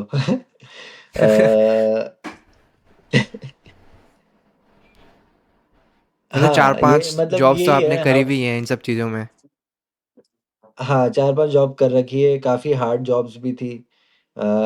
मेंटली, फिज़िकली दोनों कभी-कभार हार्ड जॉब्स थी, करी है। फ़ीस भी निकाली है मैंने, तो मतलब पैसा मैं आपको बोल रहा हूँ ये जनरल लेबर वाला जो काम है इसमें ज़्यादा है। और या फिर या तो आप बिल्कुल नीचे हो या आप बिल्कुल ऊपर हो। या तो आप हुँ। टेक्निकल फ़ील्ड में हो एकदम, इंजीनियर वग़ैरह हो, डॉक्टर हो या फिर आप जनरल लेबर हो। पैसा इन 2 जगह में बीच में पैसा नहीं है। तो ओके। फिर फॉर्च्यूनेटली मेरे को एक परमानेंट, मतलब मेरी पढ़ाई खत्म होने से पहले ही मेरे को एक जॉब मिल गई थी परमानेंट, जो कि मैं धीरे-धीरे उन्होंने पता नहीं देखा कुछ ना कुछ और हार्ड वर्क वगैरह, तो मेरे को बम्प करते गए वो। अभी मैं असिस्टेंट मैनेजर हूँ और सून हुँ, हुँ। मैनेजर की पोज़ीशन में मेरे को कर देंगे। हुँ, काम हुँ। अब धीरे-धीरे जैसे लेवल बढ़ता है काम ऑब्वियसली कम होता जाता है, आपको मैनेज करना होता है खाली। तो पार्ट टाइम जॉब्स अभी डिफ़िकल्ट हुई हुई हैं, काफ़ी डिफ़िकल्ट हुई हुई हैं। मैं आपको जो एग्ज़ाम्पल दे रहा था वो पार्ट टाइम जॉब का ही था कि लोग 8-8 9-9 महीने से बैठे हुए हैं, उनको जॉब्स नहीं मिल रही हैं। इवन तो पार्ट टाइम में कई भी नहीं मिल लोग रही है। ये करते हाँ, पार्ट टाइम में तो हाँ, पार्ट टाइम में ही नहीं मिल रही है, तो आप फील्ड जॉब तो बाद में सोचो, उसकी बात तो अभी मैंने करी ही नहीं है। तो अभी तो हाँ। पार्ट टाइम में ही नहीं मिल रही है आपको। तो फील्ड जॉब में तो आपको कितना स्ट्रगल है वो अलग टॉपिक है, कितना स्ट्रगल है वो भी अपन डिस्कस कर सकते हैं बाद में। तो हाँ, तो यार जॉब जैसे आपको आप सारी बता करनी रहे हो कि पड़ेगी। आपने हर टाइप का जॉनर की जॉब करी हुई है, तो ऐसा कोई मोमेंट नहीं आया कि इतना ज़्यादा टाइम इन्वेस्ट करके आया हूँ और क्या बोलते ये कर हैं, रहा हूँ। मेनली। हाँ, तो कभी ऐसा पॉइंट ऑफ टाइम आया है जहाँ पे ऐसा लगा कि यार कुछ ना कुछ डिसीज़न में थोड़ा वो रह गया? यार मुझे लगता है कि ऐसा पॉइंट नहीं आया, और क्या पता आया भी है। बट इनिशियल स्टेज पे जब मैं पार्ट टाइम कर रहा था, जब ऐसा पॉइंट नहीं आया, क्योंकि सभी कर रहे हैं, सबको करना ही पड़ रहा हुँ, है, उनके पास कोई ऑप्शन नहीं है। बट ऑफ कोर्स आपको लगता है यार कि मैं दुबई से एक हाई पेइंग जॉब छोड़ के यहाँ पर ये करने आया हूँ, तो वो डाउट आता है। फिर आप बोलते हो यार, पुश करते हो कि नहीं नहीं, ये खाली पार्ट टाइम की बात है। आगे आप जब फुल टाइम फील्ड जॉब में हो जाओगे, जब चीज़ें बदल जाएंगी, तो हाँ ऑफ कोर्स आता है यार, वो ब्रेक डाउन, वो ब्रेक पॉइंट आते ही है। और बट मैं प्रिपेयर्ड था इस सब के लिए, क्योंकि मैं जब आ रहा था, मैंने अपने काफ़ी फ्रेंड्स वगैरह से बात करी थी, तो उन्होंने मेरे को सारे सिनेरियो बताया था। तो मेरा ऐसा नहीं था कि नहीं, मैं ओपन नहीं हूँ इस चीज़ के लिए। मैं मेरे को सब पता था, और मैं सब के लिए रेडी आया था। तो वो बहुत ज़रूरी है कि आप सब चीज़ के लिए रेडी आओ यहाँ पे। वर्स्ट केस सिनेरियो के लिए आप रेडी आओ। हुँ, हुँ। लाइक लोगों को लगता है एकदम एकदम हरा-हरा लगता है कि यार हम वहाँ पे जाएँगे, स्ट्रेट फॉरवर्डली पढ़ाई करेंगे, देन हम अप्लाई करना स्टार्ट कर देंगे, और जॉब मिल देन जाएगी। हमारे को जॉब मिल जाएगी। ये जो है प्राइमरी सिनेरियो है। बट ये नहीं। प्रशांत भैया हमारे को पूरी रियलिटी हाँ। चेक दे रहे हैं कि एक्चुअल में हो क्या रहा है अभी एट द मोमेंट। तो अगर जैसे पार्ट हाँ। टाइम भी अगर लोग करते हैं ऐसा। तो वहाँ पे मतलब अगर हाँ, कितना इनकम जनरेट कर सकते हैं सिर्फ पार्ट टाइम से? करेक्ट। तो अभी रिसेंटली जब मैं आया, मैं यार मेरे को लगता है, मेरे को काफ़ी चीज़ों में बहुत फॉर्चुनेट रहा हूँ। फिर भी मैं आपको बता रहा हूँ कि यहाँ पे कितनी प्रॉब्लम्स वगैरह है। बट मैं मेरे हिसाब से बहुत फॉर्चुनेट रहा हूँ, क्योंकि मैं जब आया था, मेरे को 40 आवर्स काम करने को पार्ट टाइम पे मिलते थे, जो कि अभी तक भी चल रहा है, बट अप्रैल तक है। उसके क्योंकि इससे पहले, कोविड से पहले सिर्फ 20 आवर्स आप काम कर सकते थे, और 20 आवर्स में तो भाई यहाँ नहीं चल सकता। तो उन्होंने अब बढ़ा के उसको 30 आवर्स कर दिया है, कि आप 30 आवर्स काम कर सकते हो। और जब मैं आया था, जब 40 घंटे थे, और मैंने 2 सेमेस्टर करे, उसके बाद मेरा समर ब्रेक लग गया, जब मैं फुल टाइम काम कर सकता था, कितने भी आवर्स कर सकता था। तो अगर आप 40, एक अपन एवरेज लेते हैं कि आप 30 घंटे काम कर रहे हो पार्ट टाइम पे, तो आपको अभी रिसेंटली इन्होंने पे बढ़ाई है पूरे ओंटारियो के अंदर। उन्होंने कर दी है, आई गेस 1655 उन्होंने पे कर दी है, मिनिमम वेज जो है यहाँ पे। और अब वापस बढ़ने वाली है नेक्स्ट फ्यू मंथ्स में। तो अराउंड 1655 अगर है, तो वो बढ़ के वही 1675 या कुछ हो जाएगी, तो मिनिमम वो है। और आप अगर 30 घंटे काम कर रहे हो, तो मेरे को लगता है आपके एक्सपेंसेस जो कम है, तो आपके सिर्फ एक्सपेंसेस वगैरह मीट हो जाते हैं। बट उसके अलावा आप सेविंग नहीं कर सकते हो 30 घंटे में, और मिनिमम वेज पे आप यहाँ पे ठीक ठाक लाइफ जी लोगे। बट वो सिर्फ एक एक्सपेंस आपके कवर होंगे 30 घंटे वीकली अगर आप कर रहे हो तो, और उसके अलावा नहीं होगा कुछ भी। और जो आपने तो 16.55 बताया रेट, तो ये आवरली रेट है इसका? यस, ये आवरली रेट है। सुनने में तो अच्छी ओके। लग रही होगी आपको काफ़ी, कि $17 पर घंटा मिल रहा है। सही है पर इस मतलब। पे जब टैक्स कटता है ना, अ, इस पे जब टैक्स अच्छा। कटता है, जब पता चलता है कि ये हुँ। रियल नहीं है, ये तो सिर्फ नंबर्स है। तो मतलब 500 साढ़े 500 डॉलर्स तो वो हफ्ते के बना ही लेता होगा।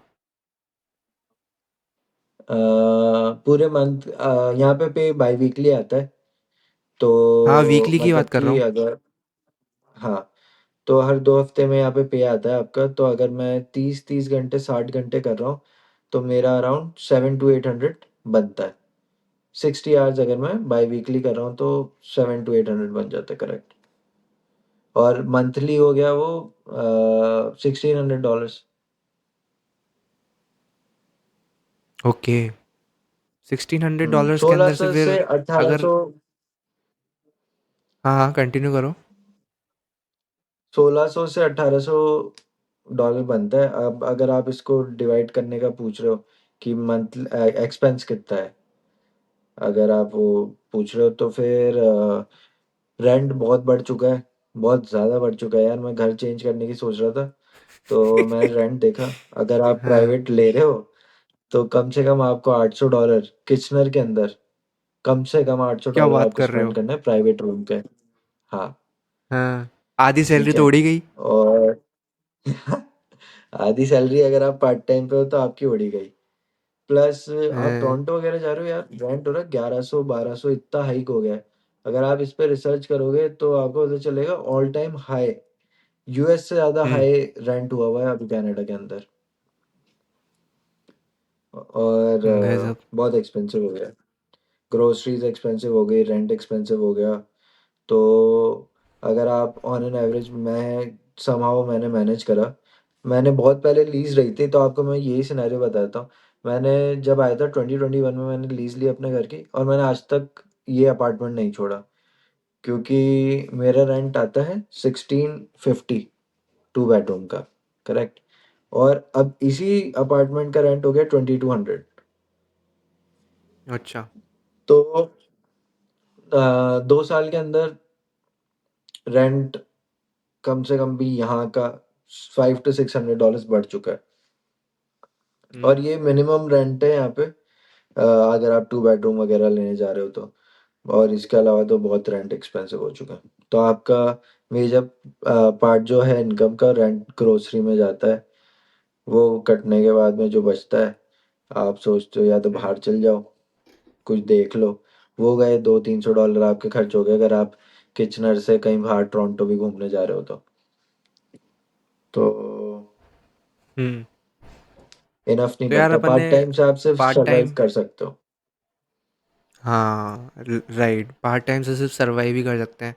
बाकी अगर अपन फील्ड जॉब मतलब फील्ड क्या सॉरी मतलब जो स्पेशलाइज्ड जो जॉब्स है जिसके अंदर अपन ने पढ़ाई करी हो, जो बंदा वहाँ पे आके पढ़ाई करता है, तो उसके अंदर क्या रियलिटी चेक है वहाँ पे जॉब्स उस वाले डोमेन के अंदर जॉब्स क्यों नहीं मिल रही हैं अभी एट प्रेजेंट?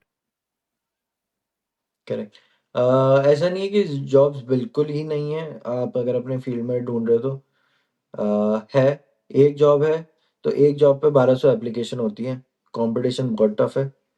और हुँ, जो ये नॉलेज दे रहे हैं कॉलेज वाले, अगर आप उसके बेसिस पे जॉब ढूंढना चाहते हो तो बहुत मुश्किल है।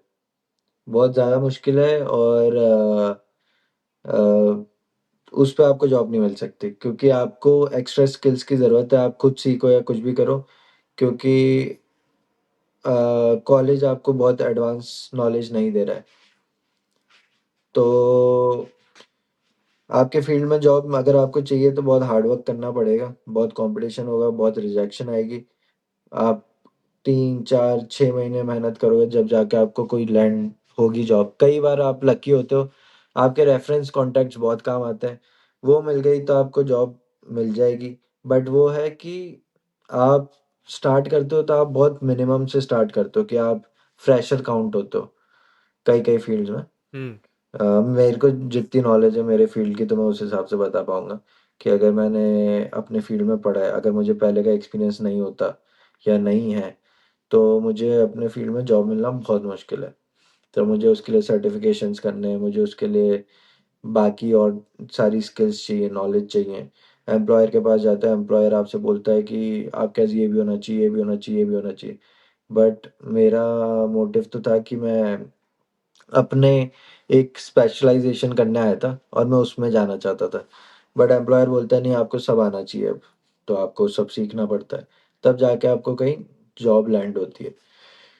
और जॉब लैंड होती है तो आपको स्टार्टिंग बनता है 45 to 55,000 पर एनम की आपको सैलरी मिलती है। और उसमें टैक्स वगैरह काट लो तो आप जितना नॉर्मल जॉब कर रहे हो, यानी कि आप कहीं पे पार्ट टाइम कर रहे थे, और वहीं पे आप अगर 40 to 45 आवर्स कर रहे हो और ये वाली जॉब कर रहे हो, तो सेम अमाउंट ऑफ मनी बनता है, कोई डिफरेंस नहीं आता। तो अनटिल अनलेस आप 100,000 के ऊपर आपको सैलरी नहीं मिल रही है, 70,000 यहाँ पे सैलरी नहीं मिल रही है, तो कोई फर्क नहीं पड़ता आप क्या जॉब कर रहे हो, सेम लेवल रहता है। 55 60,000 वही पार्ट, मतलब वही एक रिटेल वाला बना रहा है, और वही एक स्किल जो खुद की प्रोफेशनल में जा रहा है वो बना रहा है पैसा। पर हाँ, लैंड करना बहुत मुश्किल है, टफ गेम चल रहा है। आपको compete करना पड़ता है जॉब के लिए काफ़ी। तो अगर अपन डेडिकेटेड बात करें तो ऐसा क्या ढूँढ रहे हैं वो ऐसी कौन सी सॉफ्ट स्किल देख रहे हैं वो अपनी स्किल्स के अंदर? तो उसमें थोड़ा अपन थोड़ा वो डाल सकते हैं? क्या चाहिए एग्जैक्टली? एक सबसे पहले तो कम्युनिकेशन स्किल्स, अगर वो हम्म। आप अ, के पास है, आप उसको एक्सेल कर रहे हो, तो फिर आपको कुछ भी मिल जाएगा। बट कम्युनिकेशन स्किल्स तो मस्ट है। उसके बाद आती है टेक्निकल स्किल्स। आप जिस भी फील्ड में जा रहे हो उसकी आपको अच्छी कॉन्फिडेंट नॉलेज होनी चाहिए। फिर वो बोलते हैं कि आपने किसी प्रोजेक्ट्स वगैरह पे काम करा है क्या? तो अगर आपने करा है तो बहुत अच्छा है, नहीं करा तो आपको वो दिखाना पड़ता है कि यार मेरे को नॉलेज है, मैंने इसमें काम करा नहीं करा। तो सॉफ्ट स्किल में देखें तो कम्युनिकेशन स्किल्स, और आप बाकी अपने जिस भी फील्ड में जा रहे हो उसमें टेक्निकल सर्टिफिकेशंस। जैसे अगर आप डिजिटल मार्केटिंग का बोलते हो तो मैं मेरे पास अभी Google certification, digital marketing certifications, Meta का जो आता है वो, एसईओ, और ये सारे सर्टिफिकेशन मुझे लेने पड़े ताकि मैं अपने रेज्यूमे में उसको ऐड कर सकूं, और जो कि मेरे पास पहले भी थे। बट हाँ, ये सारे आप सर्टिफिकेशंस करो, आप टेक्निकल स्किल लो कि सॉफ्टवेयर कैसे वर्क करते हैं। अब डिजिटल फील्ड में तो हर कंपनी अलग सॉफ्टवेयर यूज़ करती है, तो आपको हम्म। काफ़ी मल्टीपल नॉलेज होनी चाहिए सॉफ्टवेयर्स की, टेक्निकल स्किल्स की। और अगर आपको फर्स्ट मेन इंपॉर्टेंट स्किल अगर आपको लर्न करनी है तो वो है कम्युनिकेशन स्किल। तो अगर आपके कम्युनिकेशन स्किल्स हैं आपके पास अच्छी, आप अपने आप को एक्सप्रेस कर पा रहे हो, कम्युनिकेट कर पा रहे हो, तो मेरे को लगता है ये बहुत ईज़ी होता है। और अगर आपके पास टेक्निकल स्किल्स कम है तो ये चीज़ आपको वहाँ कंपनसेट कर देती है कि यार इसके पास कम्युनिकेशन स्किल्स बहुत अच्छी है। तो मेन फर्स्ट चीज़ एम्प्लॉयर वो ही देखता है। वो सोचता है कि चलो मैं इसको सिखा दूंगा, मैं इस पे इन्वेस्ट कर सकता हूँ टाइम और पैसा। बट अगर आपके पास बेसिक सॉफ्ट स्किल्स नहीं है तो एम्प्लॉयर पीछे हटता है कि नहीं, मैं कोई और बेटर ऑप्शन ढूंढ सकता हूँ। हम्म। लाइक अगर जैसे तो अपन सबसे डिजिटल पहले मार्केटिंग की कम्युनिकेशन स्किल्स। स्पेसिफिक बात करें, तो डिजिटल मार्केटिंग की अगर स्पेसिफिक बात करें तो इंडिया के अंदर तो मतलब रोज़ ही जॉब पोस्टिंग हुई हुई होती है डिजिटल मार्केटिंग की। हर कोई बंदा हायर कर रहा होता है डिजिटल मार्केटिंग के लिए। बट अगर अपन जैसे बाहर की ऑडियंस देखें, बाहर का अपन पूरा वर्क कल्चर देखें, जो कंपनीज़ वगैरह हैं, वो एक अलग डिफरेंट फॉर्मेट पे काम करती हैं। उनका जो एम्प्लॉयज़ वगैरह है वो अलग, बिल्कुल अलग चाहते हैं कि उनके पास एक ही बंदे के अंदर सारी क्वालिटीज़ होनी चाहिए। लाइक उसको वीडियो एडिटिंग भी आना चाहिए, जो भी डिज़ायर्ड स्किल्स वगैरह है वो भी आनी चाहिए। तो मेरे ख्याल से तो ज़्यादा, अगर जॉब पर्सपेक्टिव से देखा जाए तो यहाँ पे ईज़ी टू अप्रोच है, ईज़ी टू गेट जॉब हो जाएगा यहाँ पे डिजिटल मार्केटिंग के लिए। बट वहाँ पे तो एक्स्ट्रा ऑर्डिनरी स्किल्स माँग रहे हैं। हम्म। तो सिंस अगर कोई स्टूडेंट करेक्ट। जाता है, वहाँ पे कोई जैसे कि आपने भी अपना स्पेशलाइज़्ड कोर्स किया हुआ है डिजिटल मार्केटिंग में, तो उसको करने के बाद और कौन-कौन से ऐसे कोर्स कर सकता है वो डायरेक्टली, फिर उसके बाद अप्लाई करना स्टार्ट कर सकता है? अच्छा, तो अगर सिर्फ डिजिटल मार्केटिंग की बात कर रहे हैं तो हुँ। अपना एसईओ सर्टिफिकेशन ले सकता है वो। ठीक है, और गूगल के जितने भी ये सर्टिफिकेट्स आते हैं, कीवर्ड्स प्लानिंग के आते हैं, या फिर मार्केटिंग के आते हैं, या फिर हब स्पॉट का काफ़ी सारे सर्टिफिकेशंस हैं, सोशल स्प्राउट वगैरह के सर्टिफिकेशंस हैं। तो मतलब मेरे को लगता है कि खाली डिजिटल मार्केटिंग नहीं, कोई भी फील्ड ले लो, आप इंजीनियरिंग ले लो या आप और कोई डेटा एनालिस्ट ले लो। तो आपको उस फील्ड में देखना है कि आपके जो एम्प्लॉयर्स हैं वो क्या सॉफ्टवेयर यूज़ कर रहे हैं, वो क्या स्किल्स मांग रहे हैं, वो किस सॉफ्टवेयर्स पे रन कर रहे हैं।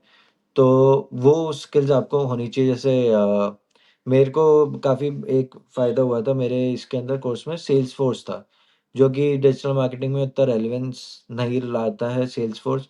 बट मैं सीखा तो मेरे को उससे एक एक्स्ट्रा नॉलेज हो गई कि सेल्स फोर्स में जैसे बाकी ऑप्शंस भी अब निकाले डिजिटल मार्केटिंग के लिए, तो एक प्लस पॉइंट हो गया। तो ऐसे ही जो भी आपके फील्ड में रेलिवेंट सॉफ्टवेयर्स हैं, रेलिवेंट सर्टिफिकेशंस हैं, वो आपको करना है। और डिजिटल मार्केटिंग में तो एसईओ वगैरह का मेरे को लगता है आपको बहुत मस्ट है कि आपके पास होने ही चाहिए। गूगल एनालिटिक्स का होना चाहिए, एसईओ का होना चाहिए, ऑप्टिमाइजेशन वगैरह जो भी है उसके सर्टिफिकेशन होने चाहिए, मेटा का होना चाहिए, लिंक्डइन बहुत सारे सर्टिफिकेशन दे रहा है, वो होने चाहिए।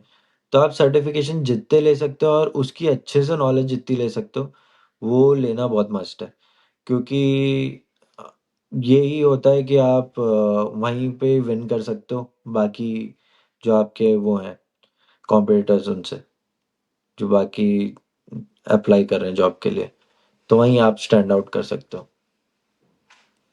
तो यार जितना आपने मेरे को बताया है अभी, तो मुझे तो ऐसा लग रहा है कि वहाँ पर जो सिलेक्शन प्रोसेस है वो इस तरीके से होता है कि जिसके पास ज़्यादा सर्टिफिकेशंस हों या फिर जितने ज़्यादा उसके पास स्किल्स हों, तो वो पहले एक फर्स्ट हुँ, रूडिमेंट्री स्टेप होता है सिलेक्शन प्रोसेस के लिए। बट अगर अपन इंडिया के कंपेयर करें ना, तो यहाँ पे डिग्रीज वगैरह सर्टिफिकेट्स वगैरह नहीं देखते हैं। यहाँ पर तो जो इंटरव्यू कहाँ राउंड देखते होता हैं। है, वहीं पर ही ना पूरा इवेल्युएट कर लेते हैं कि उसको क्या क्या आता है। करेक्ट। तो तो वहाँ पे ऐसा क्यों हो रहा है? लाइक वहाँ तो फिर स्किल ओरिएंटेड होना चाहिए ना फिर पूरा बंदा। आपको इंटरव्यू लेना है, आप सारी उससे बातें पूछो according to the job role, और उसके अकॉर्डिंगली सेलेक्ट कर लो। हाँ, उसके अकॉर्डिंगली कर लो, बट यहाँ पे ऐसा नहीं है। यहाँ पर वो पहले मेरे को लगा था कि यहाँ पर ऐसा होना चाहिए, जो मेरे को लगता था कि जो इंडिया में नहीं होता, कि आप जॉब के लिए जा रहे हो, आपका एम्प्लॉयर चाहता है कि यार मैं इसको 20,000 दूँ और इससे 50,000 का काम कराऊँ, कि 20,000 में मैं इससे सब करवा लूँ और इसको ये भी आए, वो भी आए और सब कुछ आना चाहिए। सेम मेरे को लगा था कि यहाँ वैसा नहीं होता। यहाँ अगर मैं डिजिटल मार्केटिंग आती है या सिर्फ़ मैं सोशल मीडिया हैंडलर हूँ, अकाउंट हैंडलर हूँ, तो सिर्फ़ मेरे को स्पेसिफ़िक वो ही जॉब मिलेगी। बट अगर आप एंट्री लेवल पे जा रहे हो, तो ऐसा नहीं है। वो यहाँ पर भी एम्प्लॉयर्स हैं, वो कहते हैं यार कि मैं तेरे को सिर्फ़ 45,000 दे रहा हूँ, तेरे को सब आना चाहिए। और ऑन द अदर हैंड बड़ी वो एजेंसीज़ हैं, जो भी सॉरी यहाँ पे मार्केट हाउस वगैरह हैं, तो वो एजेंसीज़ में जॉब है भी सही कि यार आप खाली सोशल मीडिया में हो या फिर मीडिया बाइंग में हो, तो उनकी जॉब्स भी हैं, बट वहाँ तक पहुँचने के लिए आपको ये प्रोसेस से जाना पड़ेगा कि आप एक छोटी मतलब आप मीडियोकर लेवल कंपनी में काम कर रहे हो, जो कि आपसे सब कुछ माँग रहा है। आपको उसके लिए प्रिपेयर होना है और फिर आप जाके धीरे-धीरे ऊपर बढ़ते हो। तो स्किल्स तो चाहिए आपको सारी ऑल राउंड यहाँ पर भी। और आप बोल रहे हो कि वो क्यों नहीं सेलेक्ट करते, तो वही सेम एम्प्लॉयर तो चाहती है कि ज़्यादा से ज़्यादा मैं सामने जिस एम्प्लॉय को सैलरी दे रहा हूँ उससे निकाल पाऊँ। तो वही मेंटालिटी यहाँ पे भी है, तो कुछ चेंज हुआ नहीं। बट हुँ, इंडिया हुँ। में मेरे को इनफैक्ट लग रहा है जैसा आप बोल रहे हो कि अब वो लोग देखते हैं कि यार पढ़ाई-वढ़ाई तो सब ठीक है, काम आता है कि नहीं आता वो बता। तो यहाँ ऐसा नहीं है, यहाँ पर वो देखते हैं कि सर्टिफ़िकेशंस हैं, नहीं है, सर्टिफ़िकेशंस देखते हुँ, हैं। और एटीएस सिस्टम है, तो आपको अब आपका रिक्रूटर है, उसने तो एप्लीकेशन डाल दी। अब आपका जो एटीएस सिस्टम है, यानी कि आपका जो रिज़्यूमे है, वो एक कंप्यूटर वहाँ पे सेलेक्ट कर रहा है। तो उस कंप्यूटर को वो कीवर्ड्स दिखने चाहिए, वो सर्टिफ़िकेशन दिखने चाहिए कि यार इसने ये कर रखा है, वो कर रखा है, वो कंपेयर करेगा, फिर आपकी एप्लीकेशन सेलेक्ट करेगा और फिर वो रिक्रूटर के पास जाएगी आपके। तो वो प्रोसेस भी एक प्रोसेस है, जिसको भी आपको वहाँ पे भी एक विन करना है कि मैं ज़्यादा से ज़्यादा सर्टिफ़िकेशंस करूँ और मेरी जो एप्लीकेशन है वो और स्ट्रॉन्ग हो। हुँ, हुँ। तो वहाँ पे जैसे जॉब तो इंटरव्यू होता है, यहाँ तो वहाँ पे भी बहुत सारे राउंड्स वगैरह होते हैं क्या? करेक्ट बहुत राउंड होते हैं। मेरी एक जॉब थी, उसमें मेरे को 4 राउंड थे। कभी-कभार कई जॉब्स होती हैं 2 राउंड तो मिनिमम होते ही हैं यार उसमें। मेरे को लगता है वो ठीक भी है, एम्प्लॉयर के लिए और एम्प्लॉयी के लिए भी, एक-दूसरे को जानने के लिए। तो मैं एक जॉब के लिए अप्लाई करा था मैंने, उसमें 4 से 5 राउंड थे। पहले वो आपके साथ में मेरे साथ में उन्होंने ज़ूम कॉल करा। पहले टेलीफ़ोनिक इंटरव्यू हुआ, उसके बाद में उस राउंड में सेलेक्ट करा, फिर ज़ूम कॉल हुआ, ज़ूम कॉल के बाद में एक डिपार्टमेंट से क्लियर हुआ, फिर दूसरे डिपार्टमेंट ने लिया, फिर उन्होंने इन पर्सन बुलाया, फिर जाके 4 राउंड क्लियर हुए। या तो वो भी काफ़ी होता लॉन्ग प्रोसेस था। बट हाँ, काफ़ी राउंड्स होते हैं। हुँ, हुँ, हुँ। तो प्रशांत भाई, हुँ, अपन ने जॉब पर्सपेक्टिव में बात कर ली, पूरे आपने रियलिटी चेक दे दिया है, ग्राउंड रियलिटी बताइए कि पार्ट टाइम के अंदर क्या चल रहा है, और जो भी लोग आ रहे हैं वो कौन से वाले पर्सपेक्टिव से आ रहे हैं, बट उनको डिज़ायर्ड रिजल्ट्स नहीं मिल रहे हैं वहाँ पे आके। वहाँ पे अलग ही रियलिटी चेक मिल रहा है उन लोगों को। तो एक लास्ट क्वेश्चन बिल्कुल। लेते हैं कि अगर जैसे मैं मानूँ कि मैं टोटली बिगिनर हूँ और मैं आफ्टर 12th कनाडा आना चाहता हूँ। ऐसी कौन-सी रूडिमेंटरी स्टेप्स हैं जो कि कनाडा आने से पहले सारे प्रोसीजर्स वगैरह करने हैं? और या तो फिर मैं कोई एजेंट से कंसल्ट कर लूँ जो मुझे सारी चीज़ों में हेल्प कर दे। तो क्या करना चाहिए? पूरा प्रोसेस बता दो। अ, यार मैं 10th क्लास से आने की सोच रहा था, तो मैंने रिसर्च बहुत कर रखी थी। बट जब एंड पॉइंट आना था, जब मेरे को थोड़े और फैक्ट्स का पता चला कि आप 2 ईयर प्रोग्राम 1 ईयर प्रोग्राम, आपको पहले मैं स्टार्टिंग से बताता हूँ आपको कि पहले तो आपके किस फील्ड में इंटरेस्ट है, उसके यहाँ हुँ। कितनी डिमांड है वो आप चेक कर रहे हो, ठीक है। अ, उसकी कितनी सैलरीज वगैरह चल रही हैं यहाँ पे वो आप चेक कर रहे हो। फिर उसके बाद में आप देख रहे हो कि कौन सी यूनिवर्सिटीज़ और कौन से कॉलेजेस वो कोर्स या उससे रिलेटेड कोई सब्जेक्ट आपको ऑफर कर रहे हैं, ठीक है। और उसके बाद में फिर आपके पास ऑप्शन है कि आप 1 ईयर प्रोग्राम चूज करो या 2 ईयर करो, मतलब कि या तो 2 साल के लिए आओ आप, 2 साल की पढ़ाई के लिए आओ, या 1 साल की पढ़ाई के लिए आओ। तो कई करते हैं कि वो पहले 1 साल का प्रोग्राम लेते हैं और फिर वापस आके 1 साल का प्रोग्राम लेते हैं। बट मेरे को वो बीच में वो नहीं चाहिए था कि यार मैं वापस से 1 साल का प्रोग्राम ढूंढ रहा है कुछ, तो मैं 2 साल का लेके आया था। आपको एजेंट तो हायर करना ही है। वो आपको काफ़ी हेल्प करेगा इसके अंदर कॉलेजेस वगैरह चूज़ करने में, तो आपको एजेंट तो चाहिए ही चाहिए। तो आपको एक पर ऐसे कोई ट्रस्टेड एजेंसी हो, क्योंकि एजेंसीज ऐसा करती हैं कि वो खाली अपने कॉलेजेस के साथ टाई अप होता है उनका, और वो फोर्स करती है स्टूडेंट को कि बस उसी में जाओ, ये कोर्स है इसमें जाओ, इसका बहुत डिमांड है, वो उनको कन्विंस करते हैं एजेंसी, क्योंकि वो कॉलेज उनको कमीशन देते हैं। तो इसलिए खुद की रिसर्च फर्स्ट होनी चाहिए कि आप 100% श्योर हो आपकी रिसर्च को लेके, और आप कॉलेज को लेके श्योर हो, क्या मुझे इसी कॉलेज में यही सब्जेक्ट पढ़ना है, और इसके बाद में मेरा सेकंड थर्ड फोर्थ ये ऑप्शंस है। फिर आप अपने एजेंट के पास जाते हो, बोलते हो कि मेरे को जाना है और मेरे को इस कॉलेज में एडमिशन चाहिए, वो बोलता है कि नहीं ये तो फुल है, तो आप उसको सेकंड ऑप्शन दो, थर्ड ऑप्शन दो, और वो नहीं कर पा रहा है तो आप एजेंट चेंज कर लो। क्योंकि आपकी रिसर्च 100% होनी चाहिए। अगर आप रिसर्च नहीं कर रहे तो आपको जो आपका एजेंट कंसल्टेंसी है वो आपको पागल बना के कहीं पे भी फेंक देगी। तो इसलिए आपको रिसर्च करना बहुत ज़रूरी है। बहुत स्कैम्स भी हो रहे हैं यहाँ पे रिसेंटली। तो वहाँ से बच्चों को भेज देते हैं, यहाँ पे वो पढ़ लेते हैं, उनकी पढ़ाई कंप्लीट होती है, फिर पता चलता है कि यार उनकी वो वैलिड ही नहीं थे। तो रिसर्च बहुत ज़रूरी है। स्टेप बाय स्टेप प्रोसेस तो यही है कि आप सबसे पहले अपना माइंड क्लियर करो, आपको क्या सब्जेक्ट चाहिए, और उस सब्जेक्ट का स्कोप देखो क्या है यहाँ पर।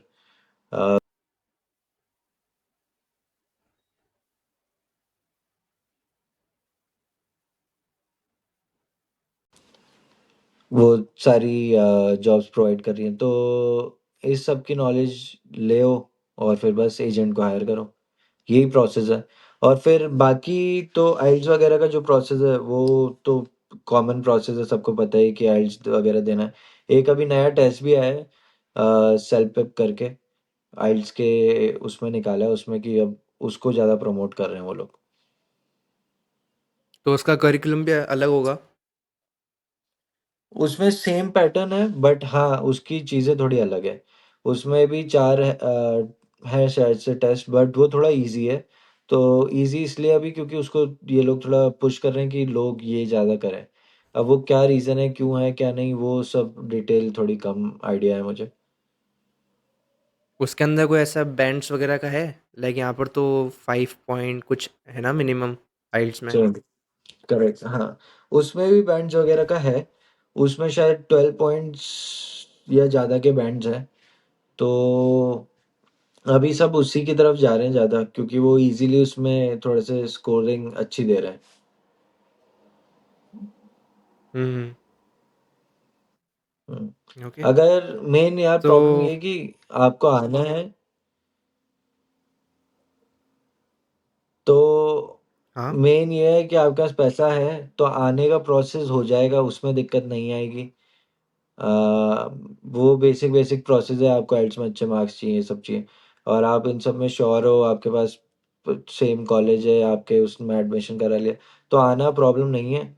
वो आपकी थिंकिंग वही है, खाली आपको कि वर्थ है कि नहीं है वो पैसा लगाना, और आपके पास पैसा है तो आप इजीली आ सकते हो, कोई प्रॉब्लम नहीं है। हम्म। तो हम्म। ठीक है गाइस, प्रशांत भैया ने जो है अपनी पूरी रियलिटी चेक दे दिया है। जो तुम लोग सौ सौ गज की ज़मीनें बेच के कनाडा जा रहे हो वो कुछ भी वर्थ नहीं है। ठीक है। और नहीं तुम्हें लग ऐसे रहा है कि भाई वर्थ वहाँ जाके नहीं, मस्त। अच्छा, बट फिर और कुछ बताओ फिर। सबके डिफरेंट पर्सपेक्टिव है। हाँ। बट हाँ, 100 गज की जमीन मत बेचो। किराया आ रहा था उसका, बेच दी। किराया आ रहा सही है। था, और वो 25-30 लाख रुपए आप लगा रहे हो, तो उसको इंटरेस्ट पे डाल दो, उतना ही पैसा आएगा। बिल्कुल, इससे अच्छा खेती करो भाई, है ना? ज़्यादातर लोग जो हैं पूरा घर-बार बेच के कनाडा आ रहे हैं, पूरे लेविश लाइफ़ सोच के कि भाई वहाँ पे मस्त जिएँगे।